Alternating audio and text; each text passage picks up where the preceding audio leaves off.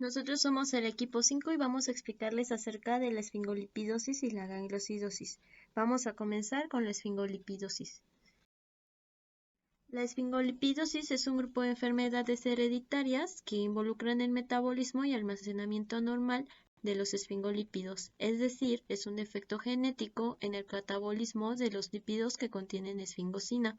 Además, forman parte de un grupo de mayor tamaño de enfermedades llamados trastornos lisosómicos. En el caso de la etiología, las enfermedades lisosomales se producen por un déficit de enzimas específicas o por el sistema de proteínas transportadoras que van del núcleo hacia el citoplasma, encargadas de la hidrólisis de macromoléculas situadas al interior de los lisosomas. Este defecto enzimático puede ser total o parcial y produce un acúmulo progresivo de sustrato correspondiente en diferentes tejidos, que conduce a una enfermedad crónica o multiorgánica. Tenemos diversas enfermedades, entre las que se encuentran la enfermedad de Gaucher, la enfermedad de Fabry, la enfermedad de leucodistrofia metacromática, la enfermedad de Craig, la enfermedad de Tay-Sachs, la enfermedad de Niemann-Pick y la enfermedad de Farber. En todas la herencia va a ser autosómica recesiva, excepto en la enfermedad de Fabry, la cual se va a encontrar ligada al cromosoma X. En el caso de la enfermedad de Gaucher, el cromosoma afectado va a ser el 1 y el gen afectado va a ser GBA, que codifica para la enzima beta-glucosidasa. En la enfermedad de Fabry, el gen afectado va a ser la alfa-galactosidasa A, que codifica para la enzima del mismo nombre. En la enfermedad de leucodistrofia metacromática va a haber dos cromosomas afectados, el cromosoma 22, que afecta al gen ARSA, que codifica para la enzima aryl sulfatasa A, y el cromosoma 10, que altera al gen PCAP, que codifica para la enzima proteína prosaposina. En la enfermedad de Craig, el cromosoma afectado va a ser el 14 y el gen va a ser el GAL, que codifica para la enzima galactocerebrósido beta-galactosidasa o galactosilceramidasa. En la enfermedad de Tay-Sachs, el cromosoma afectado va a ser el 15 y el gen va a ser el hexa, que codifica para la enzima beta-hexosaminasa A. En la enfermedad de Niemann-Pick va a haber 3 cromosomas afectados de acuerdo al Niemann-Pick que presente el paciente. En el caso del cromosoma 11 se encuentra presente en el tipo A y el tipo B, y el gen afectado va a ser el SMPD1, que codifica para la enzima esfingomielinasa ácida. Y los cromosomas 18 y 14 se van a encontrar afectados en el tipo D y C, en donde el gen afectado va a ser el NPC1 y el NPC2, que se encuentran involucrados en el transporte lipídico intracelular. Y en la enfermedad de Farber, el cromosoma afectado va a ser el 8, el gen afectado va a ser el ASAH1 y va a provocar una reducción de la producción de ceramidasa ácida. Para la epidemiología no se encontraron datos exactos sobre México, ya que todas son enfermedades consideradas raras. Sin embargo, se encontró un registro general de su incidencia. En el caso de la enfermedad de Gaucher, la incidencia en la población general va a ser de 1 en 100.000 habitantes que tienen la disposición a presentar la enfermedad, y es más frecuente en Europa Central y Oriente. Su subtipo más común va a ser el tipo 1 no neuropático, que se presenta en 92% de los casos. La enfermedad de Fabry, en hombres la incidencia va a ser de 1 a 40.000 a 476.000, y en mujeres va a ser de 1 a 100.000. En la enfermedad de leucodistrofia metacromática, la incidencia en la población en general es de 1 a 40.000 habitantes que tienen la disposición a presentar la enfermedad, y su subtipo más común va a ser la forma infantil tardía entre el primer y segundo años de vida, con una frecuencia del 50 al 60%. En la enfermedad de Craig, en la población en general es de 1 a 170.000 nacidos vivos que tienen disposición a presentar la enfermedad, y su subtipo más común va a ser la forma tardía infantil entre el primer y segundo años de vida, con una frecuencia del 85%. La enfermedad de Tay-Sachs va a tener una incidencia en la población general de 1 en 330.000 nacidos vivos que tienen la disposición a presentar la enfermedad, y su subtipo más común va a ser la forma infantil, que se presenta en los primeros meses de vida y tiene una frecuencia del 89%. En la enfermedad de Niemann-Pick, En la población en general, la incidencia es de 1 en 150.000 habitantes que tienen la disposición a presentar la enfermedad, y su subtipo más común va a ser el Niemann-Pick tipo C, que se presenta en 95% de los casos. Y finalmente, la enfermedad de Farber, su incidencia es 200 casos registrados a nivel mundial, y el subtipo más común va a ser el tipo 1 o clásica, que se presenta con una frecuencia de 80%. La enfermedad de Fabry, también conocida como enfermedad de Anderson-Fabry, es una enfermedad de depósito secundaria al déficit de la enzima alfa-galactosidasa que conlleva a un almacenamiento lisosomal de globotriacilceramida. La alfa-galactosidasa es una hidrolasa que quita una galactosa de la globotriacilceramida para que se forme lactoceramida. Las manifestaciones clínicas en la infancia van a ser principalmente de dos tipos: neurológicas y oftalmológicas. Las neurológicas se van a deber por la acumulación de globotriacilceramida en los ganglios autónomos. Esto va a provocar una disautonomía gastrointestinal. Entiéndase como disautonomía a la disfunción de los nervios que regulan las funciones involuntarias dentro del sistema nervioso autónomo. Por lo tanto, el paciente va a tener un cuadro de diarrea, dolor abdominal tipo cólico, náuseas y vómito. También el paciente va a referir dolor neuropático, y en las manifestaciones oftalmológicas tenemos como característica principal una córnea verticilada, y como se puede observar en la imagen, hacia la periférica tenemos la tortuosidad vascular de la conjuntiva. El acúmulo de los esfingolípidos dentro de las células endoteliales causará la dilatación de los vasos sanguíneos en la piel. Por eso es que las manifestaciones clínicas en la adolescencia son principalmente dermatológicas. Vamos a observar angioqueratomas de un color rojo violáceo y telangiectasias en mucosa y piel. Con base a la historia natural de la enfermedad, se sabe que las manifestaciones clínicas en el adulto principalmente van a ser cardiológicas y renales. En las cardiológicas encontramos principalmente hipertrofia del ventrículo izquierdo, y este paciente va a ser más susceptible a padecer accidentes cerebrovasculares. Por otro lado, este paciente también va a presentar una disfunción renal crónica. Esto se va a deber a la acumulación de globotriacilceramida en los lisosomas de las nefronas. Esto va a provocar que la mitocondria cese su actividad y por ende haya una apoptosis.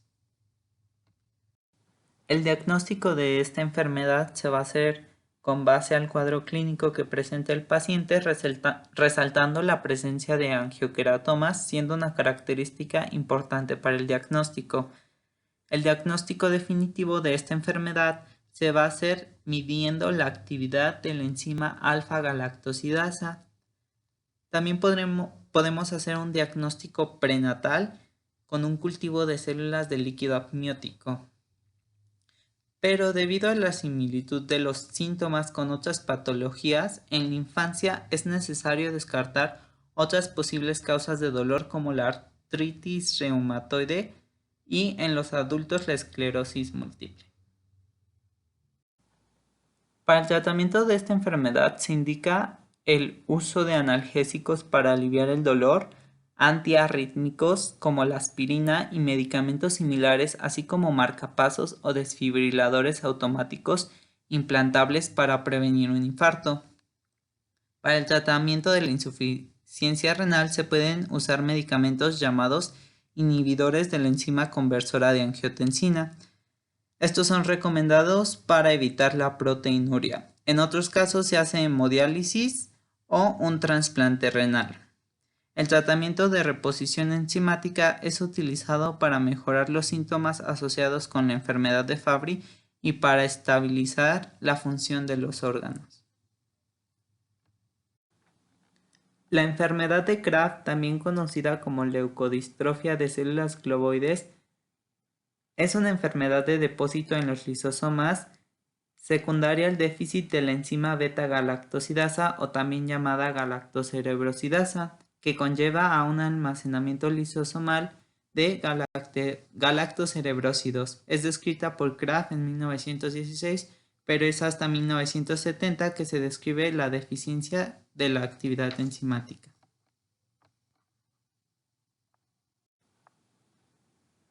La acumulación de los galactocerebrósidos da lugar a células de aspecto globoide en el sistema nervioso central y periférico, por lo que en una muestra teñida de cerebro con hematoxilina y eosina, con una persona que padezca esta enfermedad, veríamos estas células distintivas, las cuales se encuentran señaladas con la flecha verde. La acumulación de galactocerebrósidos es especialmente citotóxica para los oligodendrocitos. Estas células son importantes en la síntesis de mielina. Por lo tanto, habría una desmielinización y esto provocaría fallas en la transmisión del impulso eléctrico. Las manifestaciones clínicas en la forma infantil serían irritabilidad, llanto persistente, retraso en el desarrollo psicomotor, fiebre inexplicable y convulsiones. Las manifestaciones clínicas en la forma juvenil y en el adulto corresponderían a ataxia, ceguera cortical progresiva, demencias progresivas, parestesias y el pérdida de habilidades intelectuales. El diagnóstico de esta enfermedad se podría hacer con base al cuadro clínico, apoyándonos de resonancias magnéticas que revelen las anomalías en la sustancia blanca de la citomorfología, pero podríamos poner en evidencia esto mediante un análisis de sangre en donde se cuantifique la actividad enzimática de la enzima beta-galactosidasa o también llamada galactocerebrosidasa. La enfermedad de Gaucher se debe a mutaciones en el gen responsable de la síntesis de la enzima lisosoma beta-glucocerebrosidasa ácida, también llamada beta-glucosidasa ácida, cuyos locus se ubican en la banda 1 de la región 2 del brazo largo del cromosoma 1. El patrón de herencia es autosómico recesivo, es decir, que la mutación en este gen debe darse en estado de homocigosia. Esta enzima promueve el depósito de glucocerebrósidos y compuestos relacionados.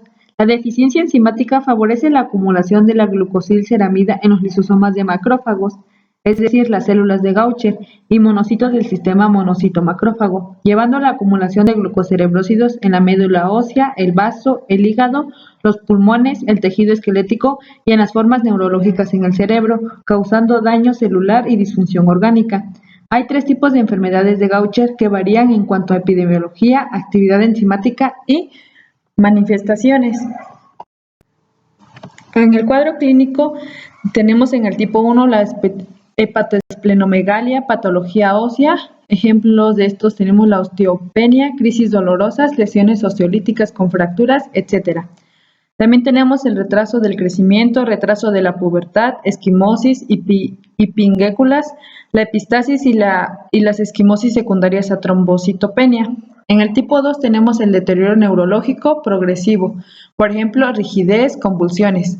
También está la muerte hacia los 2 años de edad. En el tipo 3 las manifestaciones clínicas varían según el subtipo, demencia y ataxia progresivas, compromiso óseo y visceral, parálisis supranucleares con opacidades corneales. Los pacientes que sobreviven hasta la adolescencia pueden vivir por muchos años. El diagnóstico clínico será guiado por los hallazgos. Este se confirma por la presencia de células espumosas de Gaucher que acumulan el glucocerebrósido e infiltran los tejidos afectados. Las podemos ver sobre todo en médula ósea, hígado, vaso y ganglios linfáticos. También se confirma con la determinación de la actividad de la beta-glucosidasa ácida en leucocitos o fibroblastos. El genotipo confirma el diagnóstico. Para el diagnóstico diferencial se deben considerar otros trastornos de almacenamiento lisosómico y algunas enfermedades hematológicas, porque es posible que se detecten células similares a las de Gaucher. Es importante realizar el diagnóstico precoz de la enfermedad de Gaucher porque los pacientes se pueden beneficiar de la terapia de reemplazo enzimático y prevenir de esta manera el desarrollo de complicaciones irreversibles. Dentro del tratamiento, el reemplazo enzimático y la terapia de reducción del sustrato permite frenar la progresión de la enfermedad, mejorar el cúmulo tisular del sustrato y la sintomatología presente. La enfermedad de Niemann-Pick es una esfingolipidosis, un trastorno hereditario del metabolismo causado por una actividad deficiente de esfingomielinasa que determina la acumulación de esfingomielina, ceramida fosforilcolina en las células reticuloendoteliales. Existen 3 formas comunes de la enfermedad: tipo A, tipo B y tipo C. Los tipos A y B de la enfermedad se presentan cuando las células en el cuerpo no tienen una enzima llamada esfingomielinasa ácida. Esta sustancia ayuda a descomponer la esfingomielina. Si falta o no funciona apropiadamente, la esfingomielina se acumula en el interior de las células, destruyendo las células y dificultando el funcionamiento propio de los órganos. El tipo C ocurre cuando el cuerpo no puede descomponer apropiadamente el colesterol y otras grasas, como lípidos. Esto lleva a la presencia de demasiado colesterol en el hígado y el vaso, al igual que cantidades excesivas de otros lípidos en el cerebro. El tipo C1 es una variante del tipo C, involucra un trastorno que interfiere con la forma en la que el colesterol se desplaza entre las neuronas.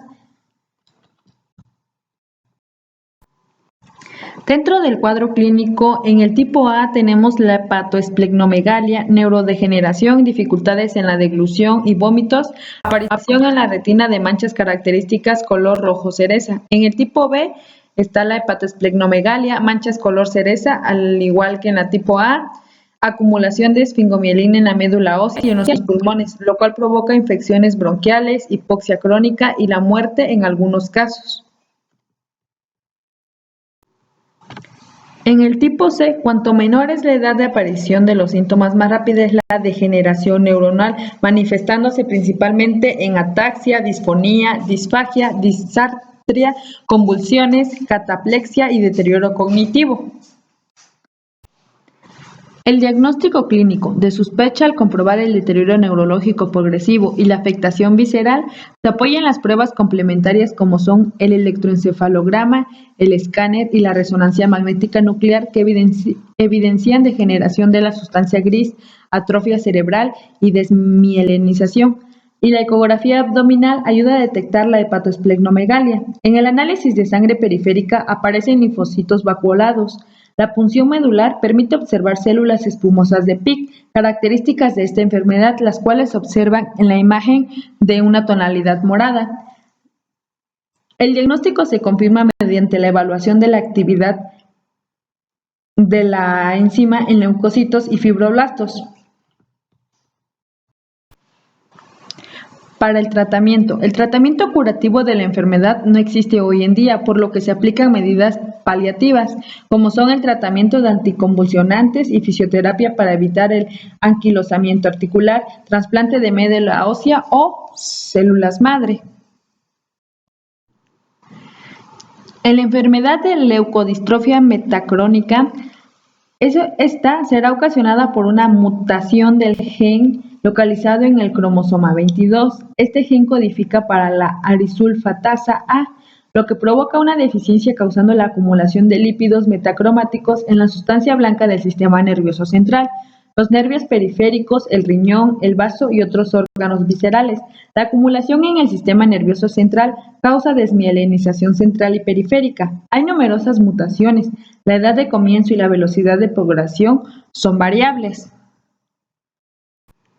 Dentro del cuadro clínico se va a subdividir en 2, la forma de la lactancia, en la cual se presenta parálisis y demencia progresivas que suelen aparecer antes de los 4 años de edad y provocan la muerte alrededor de 5 años después del comienzo de los síntomas. De la forma juvenil, que es de los 4 a 16 años de edad, alteración de la marcha, deterioro intelectual, hallazgos de neuropatía periférica, los reflejos tendinosos profundos suelen ser vivos. El diagnóstico se sospecha cuando se encuentran gránulos metalocromáticos en biopsia de la conjuntiva o nervio sural. Se puede acompañar de otros estudios como estudios de velocidad de la conducción nerviosa, biopsia de nervio en cerebro en donde encontraremos sulfátido en nervio y líquido cefalorraquídeo. El diagnóstico se confirma cuando hay disminución de la actividad de RSA en leucocitos o cultivo de fibroblastos. El diagnóstico diferencial es frecuente que por las alteraciones en la atención, el lenguaje, el procesamiento de información y las funciones ejecutivas, a algunos pacientes se les puede diagnosticar demencia frontotemporal, así como también puede asemejarse a una psicosis u alguna otra enfermedad. El tratamiento indicado es sintomático y de apoyo, entre ellos está la fisioterapia, el uso de fármacos antiepilépticos y antiespasmódicos. Actualmente no hay tratamiento específico para esta enfermedad, salvo la consideración trasplante de médula ósea o células madre en pacientes con formas sintomáticas leves. Fisiopatología de la lipogranulomatosis o enfermedad de Farber. Es producida por un déficit de ceramidasa ácida lisosomal. Esto conlleva a una acumulación de ceramida que conforma clústeres. ¿Qué son los clústeres? Los clústeres son racimos con macrófagos o histocitos que dan lugar a granulomas, especialmente en articulaciones, tejido subcutáneo y laringe. Esto nos va a dar el cuadro clínico. Y hablando de cuadro clínico, este suele presentarse durante los primeros meses de vida, mediante una triada clínica. Esta triada incluye las deformaciones articulares que suelen ser muy dolorosas, múltiples nódulos subcutáneos y afonía secundaria a la afectación laringea.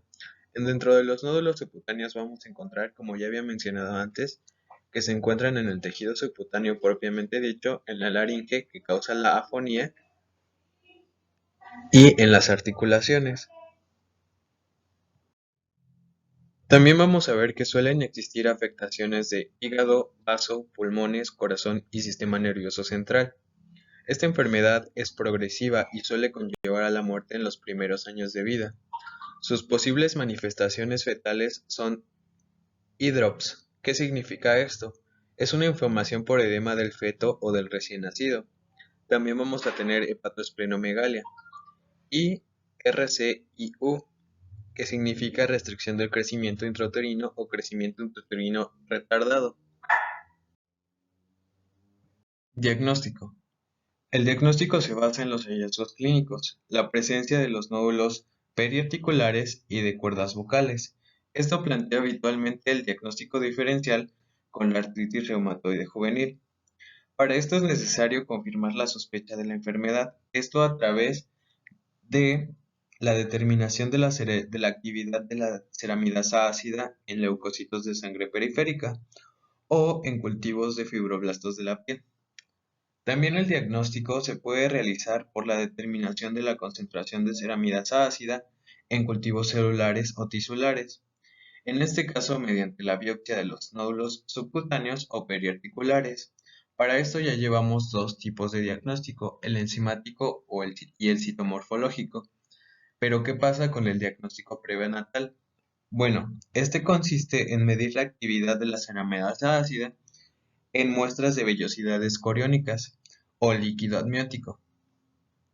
Y para finalizar, en el diagnóstico diferencial son consideradas la artritis idiopática juvenil, el síndrome de la piel rígida y la dermopatía restrictiva letal y la encefalopatía debida a la deficiencia de prosapoxina. Desafortunadamente, actualmente no se dispone de un tratamiento específico efectivo para la enfermedad, pero sí para el manejo sintomático, y este se basa en la administración de analgésicos y corticosteroides, esto para disminuir el dolor y la inflamación que produce esta enfermedad. Gangliosidosis. La gangliosidosis es un conjunto de enfermedades de almacenamiento lisosómico hereditarias debidas al cúmulo de gangliósidos, un tipo de esfingolípido. Sobre todo se observa en las neuronas. Etiología. La gangliosidosis tipo 1 es también llamada gangliosidosis generalizada o pseudogargolismo. Es una enfermedad autosómica recesiva que se caracteriza por un déficit de beta-galactosidasa ácida y por la acumulación del gangliosido tipo 1, de oligosacáridos o de queratansulfato. Por otro lado, la gangliosidosis tipo 2 es una enfermedad autosómica recesiva y es causada por el déficit de exosaminidasa A, provocando la enfermedad de Tay-Sachs, aunque también puede verse afectada la exosaminidasa B, provocando la enfermedad de Sandhoff. Por otro lado, de la gangliosidosis tipo 3 no se sabe mucho, solamente se sabe que es una enfermedad autosómica recesiva. En cuanto a la etiología, no se tiene un número exacto de casos en México. Sin embargo, se estima que la gangliosidosis tipo 1 ocurre en uno de cada 100.000 a 200.000 recién nacidos. El tipo 1 se informa con más frecuencia que las otras formas de esta afección y la mayoría de personas que presentan el tipo 3 son de descendencia japonesa. Gangliosidosis tipo 1 o GM1. Es un trastorno de almacenamiento lisosómico causado principalmente por la acumulación sistémica de gangliósido GM1 debido a una deficiencia de la hidrolasa beta-galactosidasa. Esta hidrolasa lisosómica cataliza la eliminación de la galactosa ligada a beta-terminal de los glucoconjugados, por ejemplo, el gangliósido GM1, generado a gangliósido GM2. También funciona para degradar otros glucoconjugados que contienen beta-galactosa, como el queratansulfato. La actividad enzimática se reduce notablemente en pacientes con gangliosidosis GM1. La deficiencia de ácido beta-galactosidasa da como resultado la acumulación de glucoconjugados en los tejidos del cuerpo y su excreción en la orina. El gangliósido GM1 y su derivado acialo, G-gangliósido M1, los oligosacáridos derivados de la glucoproteína y el sulfato de queratán se encuentran en concentraciones intracelulares elevadas.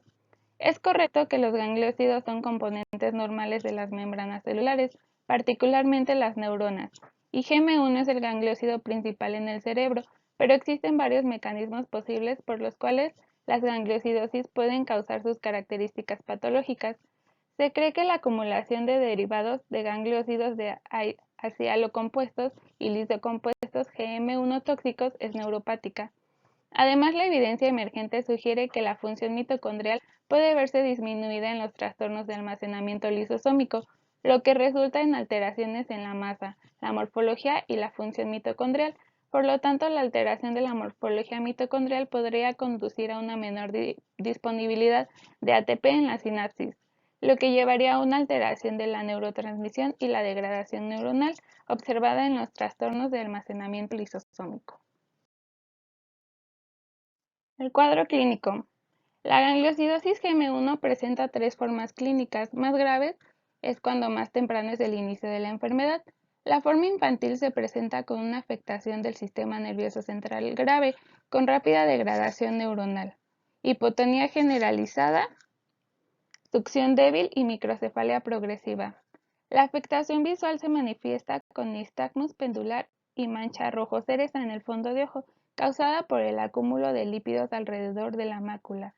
Aparece en el 50% de los pacientes y son frecuentes las opacidades corneales. Las manifestaciones no neurológicas son muy sugestivas de la enfermedad, destacando la hepatoesplenomegalia, hernia umbilical, dismorfia facial, hipertrofia gingival y deformaciones esqueléticas progresivas.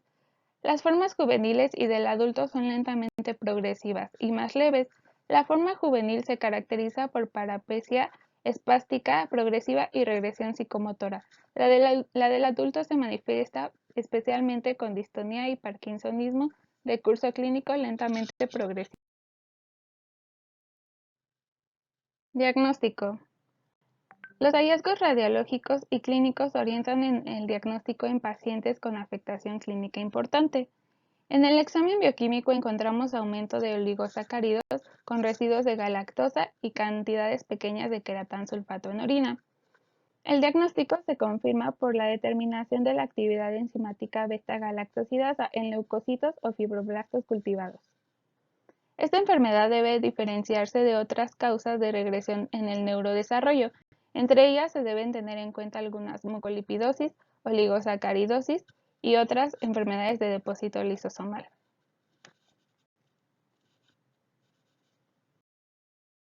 No existe algún tratamiento curativo, por lo que se ofrece un tratamiento sintomático y este consiste en tratar la espasticidad y la sintomatología extrapiramidal, tratamiento antiepiléptico, soporte nutricional, así como rehabilitación.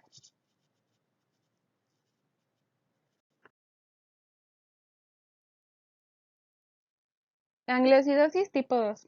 Hay dos tipos principales de gangliosidosis GM2, la enfermedad de Sandhoff con afectación en la enzima beta-exosaminidasa A y la enfermedad de Tay-Sachs con afectación en la enzima beta-exosaminidasa B.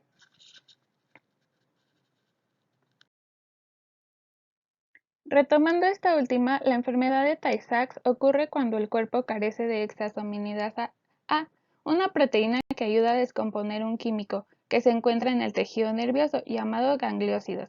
Sin esta proteína, los gangliósidos, en particular los gangliósidos GM2, se acumulan en las células, especialmente las neuronas en el cerebro, e interfieren con los procesos biológicos normales. La enfermedad de Sandhoff es una enfermedad de depósito secundaria al déficit de la enzima beta-exosaminidasa B, que conlleva un almacenamiento lisosomal de gangliósidos tipo 2. Esta enzima principalmente se encuentra en las células del hígado, el vaso y riñón, y en las neuronas. Cuadro clínico. Los niños comienzan a perder las pautas de desarrollo a partir de los 6 meses de edad y presentan deterioro motor y cognitivo progresivo que causa convulsiones, discapacidad intelectual y parálisis, así como ceguera e hipotonía. También se puede acompañar de espasticidad y macrocefalia, así como es frecuente la mancha macular rojo cereza en el examen de fondo de ojo. Diagnóstico. Debe sospecharse con el inicio de los síntomas tempranos de la enfermedad. El diagnóstico definitivo se lleva a cabo mediante la cuantificación de la actividad enzimática de la exocinasa AB, según sea el caso. Adicionalmente, se recomienda hacer secuencia del gen. Se puede realizar una biopsia del receto en donde las neuronas tanto de los plexos submucosos como mientéricos y los axones en la lámina propia pueden tener alteraciones estructurales. Estas enfermedades deben considerarse como diagnóstico diferencial de las enfermedades neurológicas infantiles que causan regresión de los hitos del desarrollo. Tratamiento. Solo se dispone de tratamiento sintomatológico, siendo imposible modificar el curso irremediable fatal de la enfermedad. Estos pueden ser como anticonvulsivos, fisioterapia y una nutrición e hidratación adecuada.